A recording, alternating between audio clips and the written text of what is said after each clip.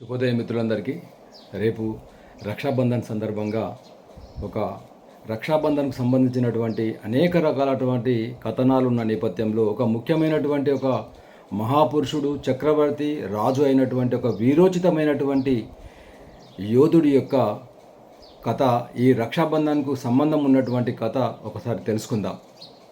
అయితే మనకు the great అంటే ప్రపంచ విజేతను అని విర్రవీగుతూ నేను ప్రపంచాన్ని జయిస్తాను అనేటువంటి ఆశతోటి, అత్యాశతోటి, అహంకారం, గర్వంతో చిన్న చితక రాజ్యాలను జయించి మన భారతదేశానికి అడుగుపెట్టినటువంటి అలెగ్జాండర్ గురించి చాలామందికి తెలుసు. కానీ అలెగ్జాండరు భారతదేశంలోనే ఓడిపోయి తిరుగు ప్రయాణంలో కనీసము తన ఇంటికి కూడా చేరకుండా మరి మార్గమధ్యంలోనే చనిపోయిన విషయం ఎవరికీ తెలియదు.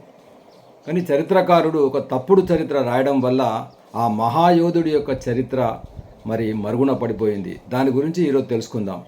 అయితే పురుషోత్తముడు క్రీస్తు పూర్వము మరి 326 సంవత్సరం ప్రాంతం లోపల కాశ్మీరులో జీలం చీనాబ్ నది ఒడ్డున ఉన్నటువంటి ఆ ప్రాంతంలో ఉన్నటువంటి, అంటే ఇది పంజాబు కాశ్మీరు మధ్యన ఉన్నటువంటి ప్రాంతము, కానోజ్ అనేటువంటి రాజ్యాన్ని పరిపాలిస్తుండు గొప్ప చక్రవర్తి.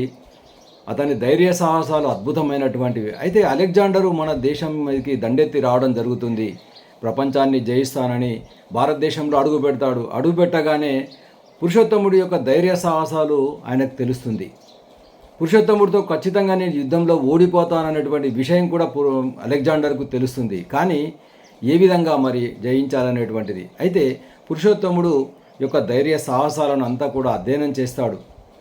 అయితే అలెగ్జాండర్ యొక్క భార్య అయినటువంటి రుక్సానా, ఇక్కడ అలెగ్జాండర్ యొక్క ప్రియురాలు అయినటువంటి రుక్సానా భారతదేశంలో అడుగుపెట్టిన తర్వాత ఇక్కడి చారిత్రక నేపథ్యం గురించి, ఇక్కడ రాజుల గురించి, వారి గురించి రహస్య గూఢచారుల ద్వారా సమాచారం సేకరించి మరి పురుషోత్తముడు ఎంత గొప్పవాడు అనేటువంటి విషయాన్ని తెలుసుకుంటుంది. ఎట్టి పరిస్థితులలో అలెగ్జాండరు, నా భర్త అలెగ్జాండర్ పురుషోత్తముడితో యుద్ధం చేసి ఖచ్చితంగా ఓడిపోతాడు అనేటువంటి విషయము చివరికి ఆమె ఒక నిర్ణయానికి వస్తుంది. అయితే ఇక్కడి పండుగలు, ఆచారాలు, సాంప్రదాయాల గురించి కూడా తెలుసుకొని మరి రక్షాబంధన్ గురించి ముఖ్యంగా తెలుసుకుంటుంది.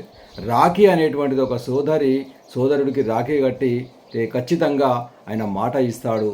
కాబట్టి బతికుంటే బల్సాకు తినచ్చు, తిరిగి వెళ్ళి హాయిగా బతకచ్చు, నా భర్త ప్రాణాలను కాపాడుకోవాలనేటువంటి ఒకే ఒక్క ఆశతోటి ఏం చేస్తుందంటే యుద్ధం జరుగుతుండగా మరి భీకరమైన యుద్ధం జరుగుతుంటుంది.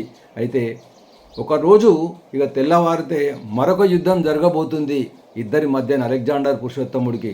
అయితే ఆమె ఏం చేస్తుంటే రాత్రికి రాత్రి రక్షాబంధన్ గురించి తెలుసుకొని రాత్రి మరి ఒక మంగళ హారతి లోపట పవిత్రమైనటువంటి భావనతోటి తనను పురుషోత్తముడిని అన్నగా భావించి నేను పురుషోత్తముడికి రాఖీ కడతాను, మాట తీసుకుంటాను, తెల్లారి యుద్ధంలో మరి నా పతి ప్రాణాలు రక్షించడమని కోరుకుంటానని ఏం చేస్తుందంటే రుక్సానా మరి మంగళహారతి పల్లెం లోపట రాఖీ తీసుకొని వెళితే ఆశ్చర్యపోతాడు పురుషోత్తముడు.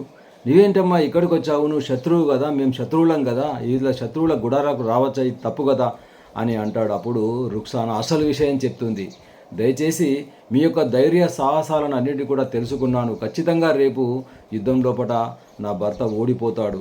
దయచేసి మీకు చిక్కినట్టయితే, యుద్ధంలో మీకు ఖచ్చితంగా చిక్కినట్టయితే కనీసము నా భర్త ప్రాణాలను రక్షించి యుద్ధరంగం నుంచి మరి విడిచిపెట్టండి, నా పతి ప్రాణాలకు భిక్ష పెట్టండి అని వేడుకుంటుంది.